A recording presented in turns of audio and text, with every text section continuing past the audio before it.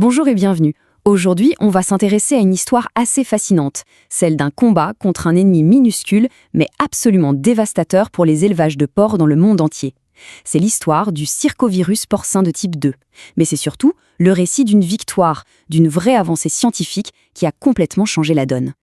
Alors voilà notre feuille de route pour décortiquer tout ça. D'abord, on va faire connaissance avec notre ennemi. Ensuite, on analysera sa stratégie d'attaque. Elle est assez maligne. On verra aussi les différents visages de la maladie, comment on arrive à la diagnostiquer avec certitude, et on terminera sur la riposte, la fameuse solution qui a permis de reprendre le contrôle.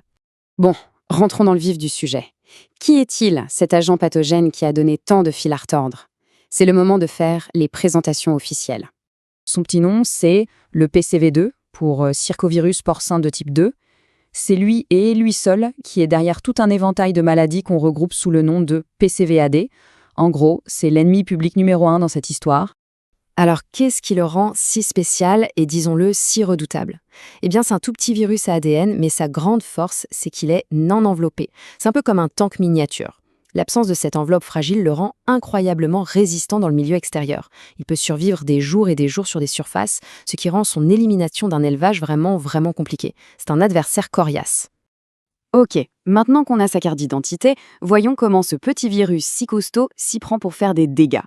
Et sa stratégie est aussi rusée que redoutable. La meilleure image pour comprendre son mode d'action, c'est celle du saboteur. Le PCV2 n'est pas du genre à lancer une attaque frontale. Non. Sa méthode est bien plus subtile.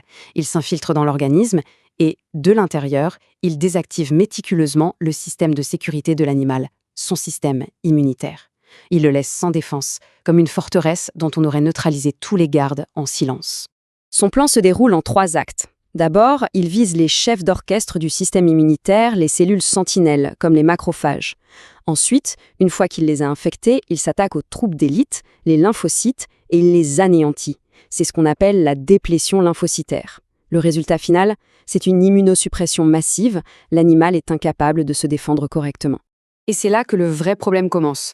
Une fois les défenses immunitaires à terre, c'est porte ouverte pour toute une série d'autres microbes, des virus, des bactéries, qui en temps normal n'auraient peut-être pas causé de gros soucis. Mais là, ils s'engouffrent dans la brèche et provoquent des surinfections, notamment ce qu'on appelle le complexe respiratoire porcin. Le PCV2, c'est un peu le gangster qui tient la porte pour que ses complices puissent entrer. Forcément, avec un système immunitaire ainsi saccagé, les conséquences cliniques sont variées et souvent dramatiques. Il est temps de découvrir les différents masques que peut porter cette maladie. Ce qui est frappant, c'est que le virus ne se manifeste pas du tout de la même manière selon l'âge de l'animal. Chez les plus jeunes, les porcelets, il y a la forme classique, un syndrome d'amaigrissement qui est vraiment terrible. Chez les truies, il s'attaque directement à la reproduction avec des avortements en fin de gestation. Et puis, chez les porcs un peu plus âgés, on peut voir apparaître des lésions impressionnantes sur la peau et les reins. Bref, 3 tableaux cliniques bien distincts pour un seul et même coupable. Alors, face à un criminel qui change de visage comme ça, comment être absolument certain que le PCV2 est bien le responsable? C'est là que commence une véritable enquête, digne d'un détective. Et attention, ce n'est pas si simple qu'on pourrait le croire. Ce n'est pas parce qu'on trouve une trace du virus qu'il est forcément coupable. Pour pouvoir l'incriminer sans l'ombre d'un doute, il faut monter un dossier solide, basé sur 3 preuves formelles. Le premier critère, c'est d'avoir des symptômes qui collent avec ce qu'on connaît de la maladie. Le deuxième, c'est d'aller voir au microscope. À l'autopsie, on doit trouver les lésions caractéristiques, cette fameuse destruction des lymphocytes.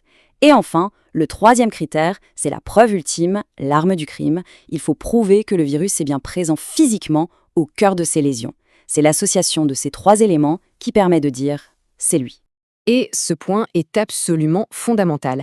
Un simple test PCR qui détecte l'ADN du virus ne suffit pas.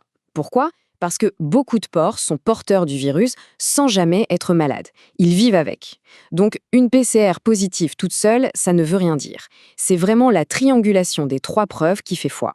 Bon, on a identifié l'ennemi, on a compris sa tactique et on sait maintenant comment le confondre. Il est temps de passer au chapitre le plus important de cette histoire, la contre-attaque, le moment où tout a basculé. Il faut bien se rendre compte que pendant très longtemps, les éleveurs et les vétérinaires étaient assez démunis. Il n'y a pas de médicament qui tue directement le PCV2.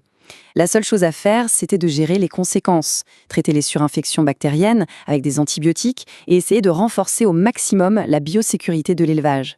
C'était une lutte défensive et souvent une lutte perdue d'avance. Et puis, les vaccins sont arrivés.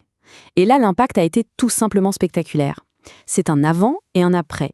On est passé de situations catastrophiques, avec une mortalité très élevée et des retards de croissance partout, à une chute vertigineuse des cas cliniques. Le pronostic, qui était très sombre, est devenu bon. La vaccination a vraiment été un game changer. Pour bien prendre la mesure du désastre d'avant, il faut regarder ce chiffre. Dans les élevages touchés par la forme classique, on pouvait avoir jusqu'à 30% de mortalité chez les porcelets. C'est énorme. La vaccination a mis fin à cette hécatombe. C'est des millions de vies animales sauvées et toute une filière économique qui a pu respirer à nouveau. Finalement, l'histoire du PCV2 est un exemple formidable de la puissance de la recherche scientifique et de la vaccination. Elle nous montre qu'un ennemi, même quand il est invisible, tenace et diaboliquement intelligent, peut être maîtrisé. Ça nous laisse sur une note d'espoir et une question pour l'avenir. Quelle sera la prochaine grande victoire de ce genre? Seul le temps nous le dira.